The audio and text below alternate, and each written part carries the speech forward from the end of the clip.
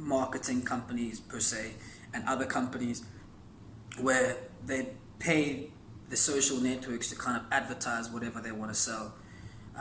When you go on your phone sometimes and you've been speaking about buying a TV, and then you go on your phone and then all of a sudden you see advertisements about TVs. Those things are like, that's real. Like it's really real. You can go on Facebook sometimes and Instagram and you find that, man, I'm seeing similar things all the time.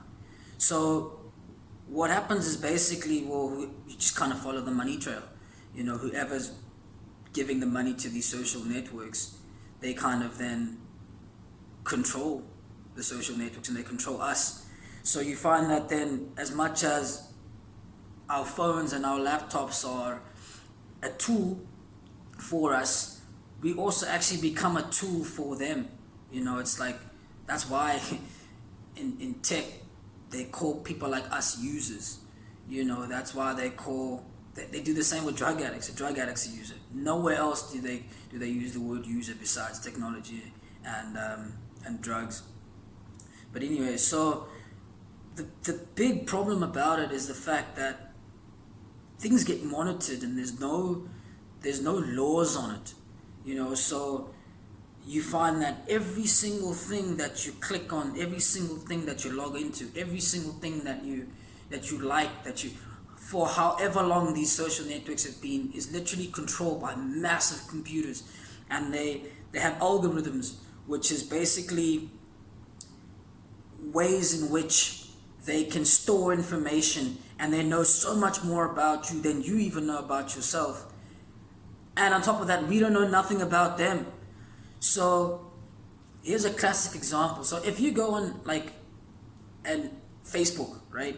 And you go on Facebook I go on Facebook on my phone, and you're a friend of to read it. It's kind of like where all of these movements kind of start and they come from and they brew. This cancel culture. Oh, this person said this, so must be right. And it's like, then you read the whole interview and it's like, no, but God, that's a bit different to what the snippet was. And again, like I said, it's just brain psychology that they work on. It's things that, if you like funny videos, then what happens? Funny videos pop up, and then everything that you do is funny videos, and then you find that then, oh, okay, well, where's the non-funny stuff? And it's like, no, you don't like it, so why would we give it to you? So yeah, that's kind of the bad side on social media. You see it with women these days, and with men. A lot more people taking pictures and they get validation for it, and literally releases dopamine in your brain, which is a feel-good type of hormone, where you now post something and it's a nice picture, but you don't really know if it's nice. And then you're like, okay, cool, let me post it. And then one person likes it, and then you get 200 likes, then you get 1,000 likes, and it's just dopamine just going off in your head, and now every time you can't even stop looking at your phone. It pings, and then you want to go and reach for it, and you want to see what's going on, and they want you to be engaged. That's why you find the notifications never give you the full things. They give you, this person commented. Why don't you show me the comment? Now you have to click on that to be on the site, and then they can feed you with more information that you can kind of go into a spiral. Then before you know it, you just wanted to read a comment, but now you're looking at other stuff, and then they just want you to be more and more engaged. If you count the amount of time that you spent on social media per day, you'll be madly surprised, especially more so now with this pandemic that's been going on, and you're bored.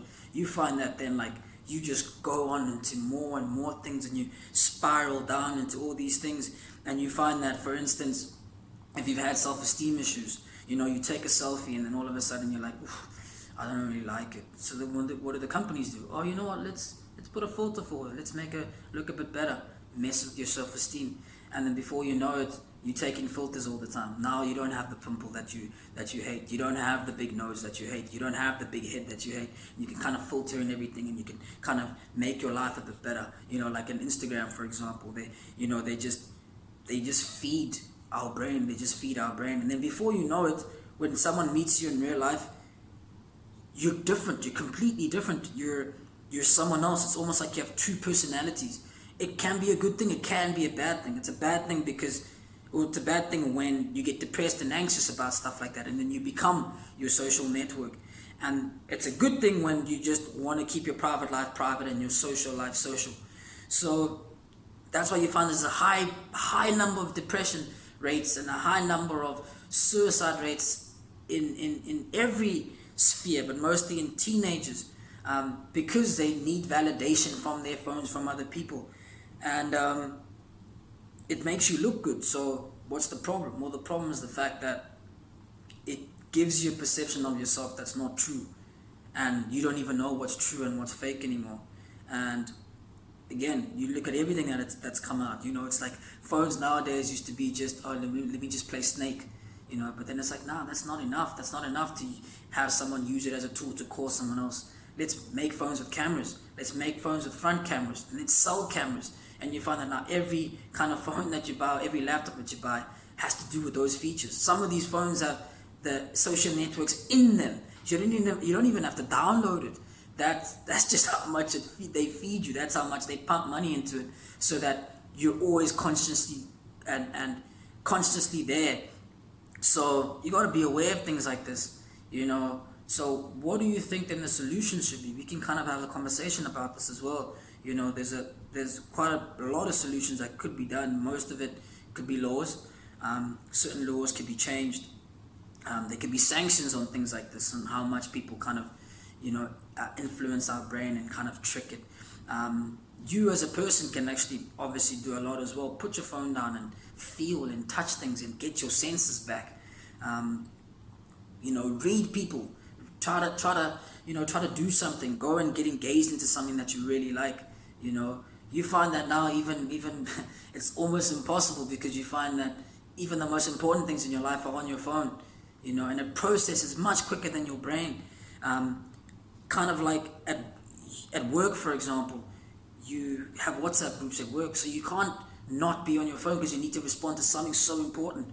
So we got to be aware of things like that. We really need to, when people think about artificial intelligence, people like Elon Musk, you think of like, robots walking down the road and doing our work, and it's like, we're already robots. Instagram literally just have pictures, and they focus on making your pictures better, right? That's your whole limbic system in your brain just firing all the time. So you find that then this is the limbic system, and then your attachment of your phone or of your laptop is the artificial intelligence. So that's why you react quicker to pictures and quicker to videos, because it's there, it's visual. Oh, I like that. Oh, cool. It goes through my eyes, it goes through the nerves, it goes through everything in the brain, and it releases dopamine, and I feel good and I like the picture. Or I take the picture, I post it, and I feel good when someone likes it. And then before you know it, we're already at the beginning of artificial intelligence. That's why now it's kind of like, well, we can implant things in the brain and stimulate everyone's feel-good hormones and negative hormones. So you find that now you actually have a personality in your brain of yourself. That's why emotions kind of have a personality within itself. So when you're a negative person, or when you're negative, people say, oh, you're different. And it's like, yeah, of course you're different, because your emotions also have a personality. That's why when you're happy, for example, you're a different person. When you're mad, you're a different person. That's why you find a lot of people, when they protest, it's like they get taken over by something. But because that emotion that they have takes out a personality in them.